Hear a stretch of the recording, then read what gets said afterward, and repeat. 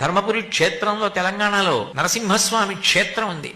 ఆ నరసింహస్వామి క్షేత్రంలో శేషప్ప అని ఒక గొప్ప కవి, ఆయన నరసింహ శతకం చేశాడు. అందులో అంటాడు ఆయన, బ్రతికియున్నన్నాళ్ళు నీ భజన తప్పను కాని మరణకాలమునందు మరతునేమో ఆ వేళ యమదూతలాగ్రహంబున వచ్చి ప్రాణముల్ పెకలించి పట్టునప్పుడు కప వాత పైత్యముల్ కప్పగా శ్రమచేత కంపముద్భవమంది కష్టపడుచు నారాయణాయంచు నా జిహ్వతో నిన్ను పిలుతునో శ్రమచేత పిలువలేనో నాటికిపుడి నీ నామస్మరణ చేతు చివినిడవయ్య భూషణ వికాస శ్రీధర్మపుర నివాస దుష్ట సంహార నరసింహ దురిత దూరా అంటాడు.